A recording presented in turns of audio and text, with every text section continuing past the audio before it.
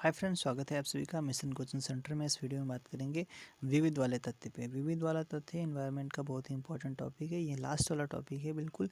यहाँ से क्या क्या क्वेश्चन बने हैं वही सब डिस्कस कर लेते हैं। तो उत्तर प्रदेश में बायोटेक्नोलॉजी पार्क की स्थापना लखनऊ में की गई है। ठीक है, पहला तथ्य ये हो गया। हीलियम एक अक्रिय तथा अज्वलनशील गैस है। इसका उपयोग मौसम विज्ञान संबंधी परीक्षण के लिए गुब्बारों को भरने में करते हैं। ठीक है, लैंडसैट उपग्रह से यदि किसी क्षेत्र का आंकड़ा आज मिलता है तो उसके पश्चिम में स्थित क्षेत्र का आंकड़ा एक सप्ताह बाद उपलब्ध होता है। अच्छा, तो अब सीधे क्वेश्चन पे ही चला जाए भैया। तो पहला क्वेश्चन क्या कहता है?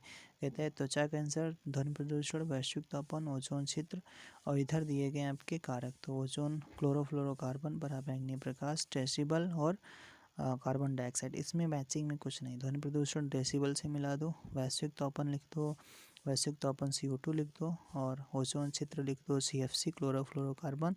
त्वचा कैंसर लिख दो आपका पराबैंगनी प्रकाश। ठीक है, पराबैंगनी प्रकाश लिख दो। उसके बाद में देखो ये इधर मैचिंग किया गया है। ठीक है, अगला क्वेश्चन क्या कहता है? अगला क्वेश्चन कहता है जस्ट ये तो वही क्वेश्चन है। यहाँ पे देखना अगला क्वेश्चन क्या कहता है। अच्छा, उसी तरीके का ही है बिल्कुल, तो इसमें मैच हो जाएगा, कोई दिक्कत वाली बात नहीं। कहता है कि ये पूछा जा रहा है आपसे। कहता है कि उत्तर प्रदेश में प्रथम बायोटेक पार्क स्थापित किया गया कहाँ पर? लखनऊ में किया गया बायोटेक पार्क। सुनामी की उत्पत्ति किसके द्वारा होती है? तो सुनामी की उत्पत्ति समुद्र के भीतर उत्पन्न होने वाले भूकंप से होती है। कौन सा एक भारत का राष्ट्रीय जलीय प्राणी है? कौन सा है? तो गंगा की डॉल्फिन है। 2009 में 5 अक्टूबर 2009 को केंद्र सरकार ने डॉल्फिन को भारत का राष्ट्रीय जलीय जीव घोषित किया था। अगला क्वेश्चन क्या कहता है आपसे? अगला क्वेश्चन है मौसम विज्ञान संबंधी परीक्षण के लिए किसको गुब्बारों को भरने में प्रयोग किया जाता है? हीलियम गैस को किया जाता है। मानवीय जनसंख्या के श्रेष्ठतम जीवन यापन के लिए कौन सा कदम सर्वाधिक महत्वपूर्ण? तो वनारोपण। वनारोपण हो जाए भैया, बहुत अच्छी बात है। अगर किसी क्षेत्र का लैंडसेट आंकड़ा आज मिलता है तो उसके पश्चिम में स्थित क्षेत्र का आंकड़ा कब मिलता है? तो उसी समय के कुछ दिनों बाद, उसी समय कुछ दिनों के बाद मिलता है। कितने दिनों बाद? ऐसा एक सप्ताह बाद मिलता है, एक सप्ताह बाद उपलब्ध होता है। और किस हरिकेन ने 2012 में USA के उत्तर पूर्व एवं पूर्वी तटीय प्रांतों को दुष्प्रभावित किया था? तो ये सैंडी हो जाएगा। इसमें सैंडी इसका आंसर हो जाएगा। किसे डायनासोरस का कब्रिस्तान कहा जाता है? तो किसे मोन्टाना को कहा जाता है। किसे मोन्टाना को कहा जाता है। डायनासोरस का कब्रिस्तान कहा जाता है। डायनासोरस का कब्रिस्तान मोन्टाना को कहा जाता है। इकोमार्क 1991 में उपभोक्ता को ऐसे उत्पादों को खरीदने के लिए प्रोत्साहित करने हेतु आरंभ की गई जिसका पर्यावरणीय प्रभाव कम हानिकारक हो। निम्नलिखित तो उपभोक्ता उत्पादों में कौन सा इस योजना के संदर्भ में समुचित सम्मिलित नहीं है? साबुन एवं अपमार्जक सम्मिलित है। कागज एवं प्लास्टिक सम्मिलित है। सौंदर्य प्रसाधन एवं एरोसॉल सम्मिलित हैं। औषधियाँ एवं प्रतिजैविकी इसमें सम्मिलित नहीं है। इसके बाद में सम्मिलित नहीं है, बाकी सब कुछ इसमें सम्मिलित है। अगला पूछा गया, क्या पूछा गया भैया? ये क्वेश्चन है कुछ, तो इसका थ्योरी पढ़ लें क्या? थ्योरी पढ़ लो। भारत में पूर्व संवेशिष्ट प्री पैक्ड वस्तुओं के संदर्भ में खाद्य सुरक्षा मानक विनिमय 2011 के अनुसार किसी भी निर्माता को मुख्य लेवल पर मुख्यतः निम्न सूचनाएं अंकित करना अनिवार्य है। पहला क्या है? संगठकों की सूची जिसमें संयोजी सम्मिलित है। क्या क्या उसमें सम्मिलित है? पोषण विषयक सूचना और शाकाहारी मांसाहारी इत्यादि चीज़ें इसमें देनी चाहिए जरूर।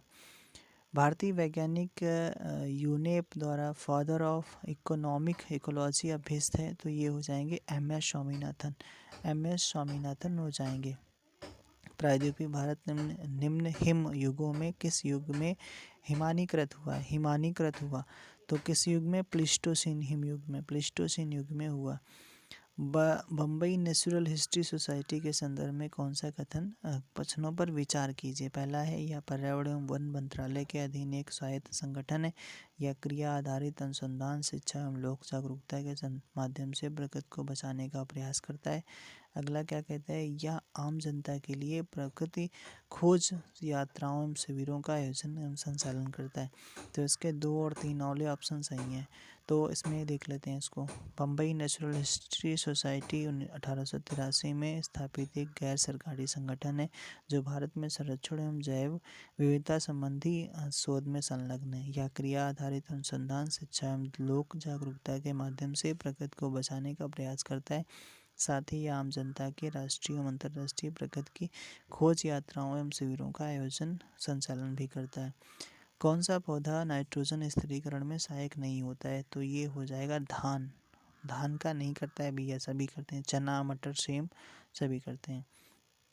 अगला पूछा गया आपसे, क्या पूछ रहा जा रहा है कि सबसे बड़े चरखे के संदर्भ में कौन सा कथन सही है। इसका उद्घाटन नोएडा में हुआ, यह प्लास्टिक कचरे से बना हुआ है, और कहता है कौन सा इसमें कथन भैया सही है। तो ना तो एक सही है ना तो दो, मतलब हुआ क्या, महात्मा गांधी की जयंती 150वीं जयंती की पूर्व संध्या पर नोएडा में प्लास्टिक कचरे से निर्मित सबसे बड़े कचरे का लोकार्पण किया गया। तो मतलब अच्छा दोनों सही था, ठीक है, दोनों कथन सही है उसमें।